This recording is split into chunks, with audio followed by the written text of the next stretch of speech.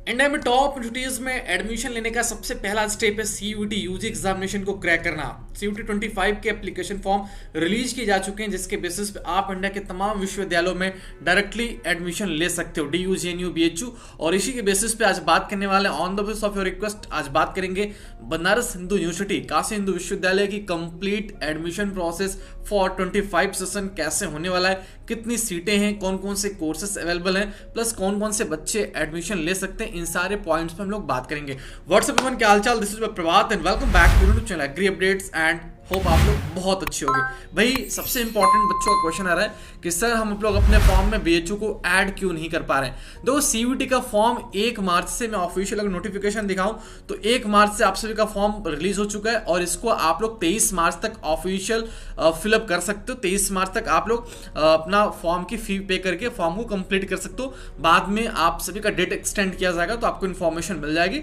इसके अलावा आप सभी का करेक्शन विंडो 24 मार्च से लेकर 26 मार्च तक 3 दिनों के लिए ओपन होने वाला है, जिसमें आपसे जो मिस्टेक होती है फॉर्म फिलअप के ड्यूरेशन में आप उसको ठीक कर सकते हो। एग्जामिनेशन आप सभी का 8 मई से लेकर 1 जून के बीच में कराया जाएगा। आज हम लोग बात करेंगे भाई यहाँ पे सबसे इंपॉर्टेंट कि बीएचयू में कौन कौन से कोर्सेस अवेलेबल हैं जिसको कि आप लोग कर पाओगे। ठीक है, एक एक करके सारे कोर्सेस की बात कर लेता हूँ। उसके बाद बीएचयू में कितनी सीटें हैं और आप सभी का एडमिशन के लिए कितना स्कोर लेना पड़ेगा, ये सब बात हम बताएंगे आगे।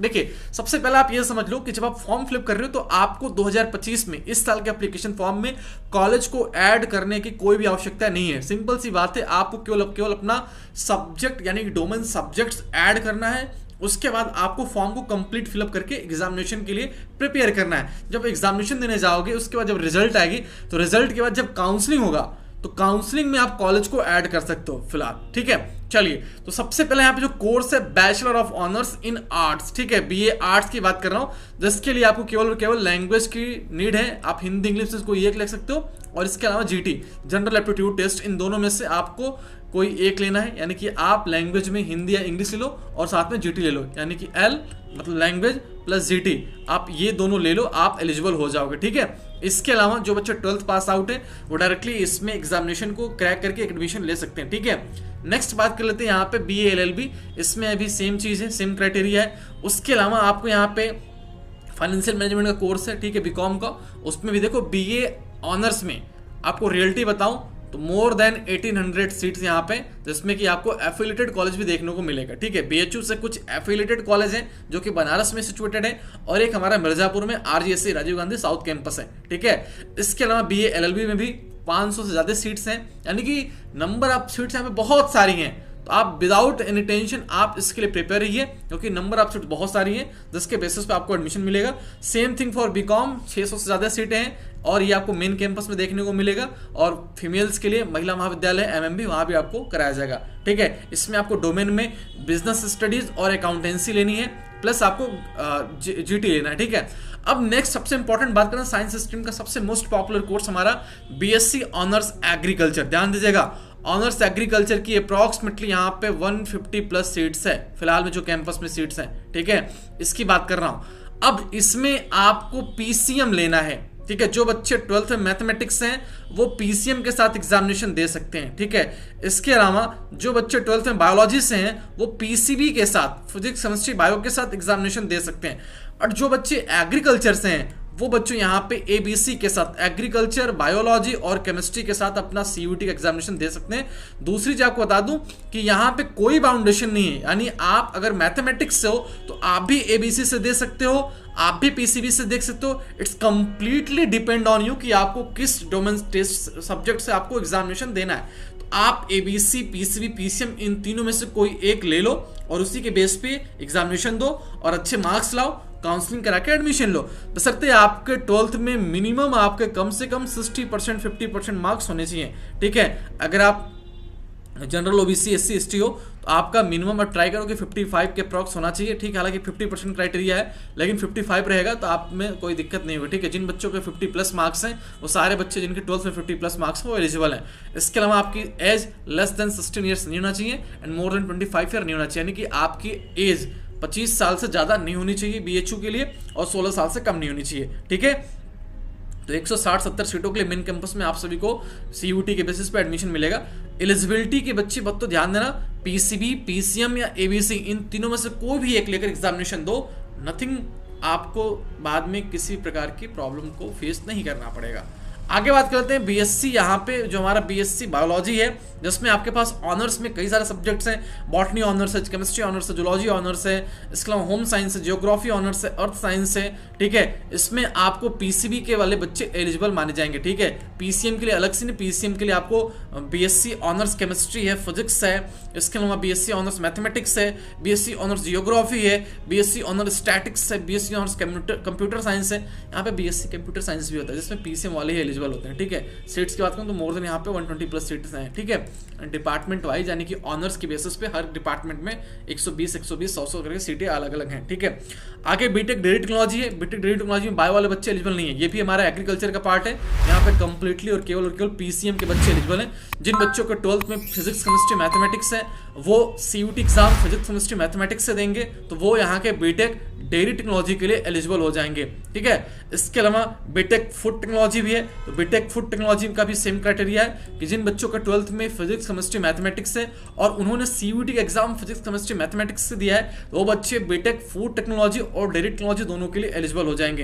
ये कंप्लीटली जो ब्रोचर है बीएचयू के एलिजिबिलिटी क्राइटेरिया के बेसिस पे, तो यहाँ पे बच्चों आप सारे बच्चे एलिजिबल हो। कट ऑफ की बात करूँ तो कट ऑफ हर साल थोड़ा सा हाई रहता है, जो हमारे साइंस वाले कोर्सेस हैं उनकी कट ऑफ ज्यादा रहती है, ठीक है। जैसे आप डीयू वगैरह के लिए कट ऑफ वगैरह के लिए परेशान रहते हो ना, सेम बीएचयू के लिए, क्योंकि नंबर ऑफ एस्पिरेंट्स हर साल more than 3 lakh 4 lakh 5 lakh depend on subjects यहाँ पे अप्लाई करते हैं। इसलिए इस बार बीएचयू ने क्या सीयूटी ने क्या किया है, ऐड करने का मौका ही नहीं दे रहा आपको फॉर्म में कोई भी कॉलेज ऐड करने की आवश्यकता नहीं है।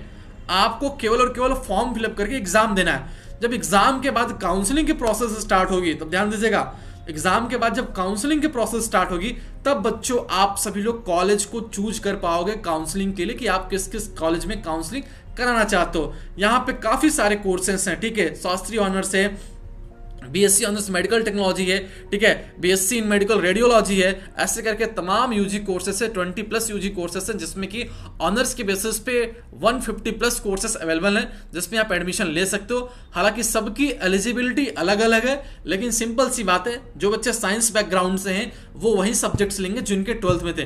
बीएससी एग्रीकल्चर के लिए एक्सेप्शन है कि आप एबीसी से भी दे सकते हो पेपर, पीसीबी से भी दे सकते हो, पीसीएम से दे सकते हो, डजंट मैटर कि आपके 12th में मैथमेटिक्स थी या बायोलॉजी था, इससे कोई फर्क नहीं पड़ता है। आप अगर बायोलॉजी वाले हो तो भी आप एग्रीकल्चर बायोकेमिस्ट्री से पेपर दे सकते हो बीएचयू के लिए, ठीक है। सीयूटी का फिलहाल में एप्लीकेशन फॉर्म रिलीज हो चुका है, एप्लीकेशन फॉर्म फिलअप हो रहे हैं। तो जिन बच्चों ने अभी तक फिलअप नहीं किया, जाए वेबसाइट पे, जैसे मैंने आपको बता रखा था, इन्फॉर्मेशन दिया था, वैसे आप फिलअप करो। बाकी काउंसलिंग वगैरह जो भी होगी बीएचयू की वेबसाइट्स पे होगी, वो चीज आपको बताई जाएंगे, ठीक है।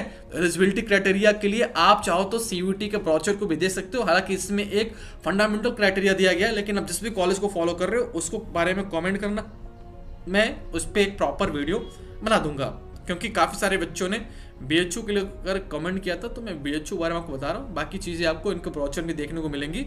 समझने में प्रॉब्लम हो रही है तो आप अपनी प्रॉब्लम को कमेंट करना, मैं उस टॉपिक पे डेडिकेटेड वीडियो बना दूंगा, ठीक है। हाँ, एक बात और, फॉर्म फिलअप के टाइम में बच्चों अपना रिजर्वेशन जरूर फिलअप करना है। इससे क्या होता है कि रिजर्वेशन की सीटें बच्चों बहुत होती हैं। जैसे कि क्या होता है, मान लो मैं ओबीसी से एग्जांपल दे रहा हूँ, ठीक है, आई एम फ्रॉम ओबीसी, तो मुझे क्या करना है कि मुझे ओबीसी के एनसीएल का सर्टिफिकेट बनवाना, नॉन क्रीमी लेयर का। इससे क्या होता है कि हमें जनरल की सीट में एडमिशन लेने का मौका तो मिलेगा हमारे रिजल्ट के बेसिस पे, बट इसके अलावा जो ओबीसी के लिए 27% सीट रिजर्व होती है, मान लीजिए किसी विश्वविद्यालय में 100 सीटें हैं, तो ओबीसी के लिए 27 सीट अलग से रखी गई है। उन 27 सीट पे जनरल का बच्चा एडमिशन नहीं ले सकता है, एससी एसटी का एडमिशन नहीं ले सकता है। क्यों? क्योंकि वो रिजर्व सीटें हैं, उस पर केवल और केवल ओबीसी के बच्चे ही आएंगे। लेकिन तब जब उस ओबीसी बच्चे के पास ओबीसी के एनसीएल का सर्टिफिकेट रहेगा, ठीक है। जनरल में ऐसा नहीं होता। जनरल में जो उनकी जनरल की सीटें हैं, जब आप उसके कटाव के ऊपर रहोगे तभी वो सीट आपको मिलेगी। ऐसा नहीं है कि कटाव कम है तो आप रिजर्वेशन पे ओबीसी में चले जाओगे, नहीं। लेकिन ओबीसी का बच्चा, एससी एसटी का बच्चा अपने मार्क्स के बेसिस पे अच्छे मार्क्स लाके जनरल की सीट ले सकता है, ठीक है। तो ये सब काफी सारी चीजें हैं। बाकी फिलहाल में आपको केवल करना क्या है, फॉर्म कंप्लीट करना है, फॉर्म फिलअप करके आपको प्रिपरेशन करना है, अच्छे से एग्जामिनेशन देना है और साथ ही साथ आपको अच्छे मार्क्स लाना है, बाद में काउंसलिंग की प्रोसेस को अच्छे से फॉलो करना है। बाकी इस वीडियो में इतना ही, मिलता हूं आपसे इस नए वीडियो में अपडेट के साथ। किसी बच्चे को किसी और अदर टॉपिक पे प्रॉब्लम है तो कमेंट करेगा, मैं उस टॉपिक पे जरूर आपको वीडियो बना के वो सारी चीजें इन्फॉर्म करूंगा जिसमें आपको प्रॉब्लम हो रही है। फिलहाल इस वीडियो में इतना ही। Thank you so much, all the best, bye bye, जय हिंद बच्चों। चैनल को सब्सक्राइब करके रखिएगा क्योंकि चैनल पे आने वाले टाइम में बहुत सारी हेल्पफुल वीडियो आपके लिए आने वाली है। All the best, thank you.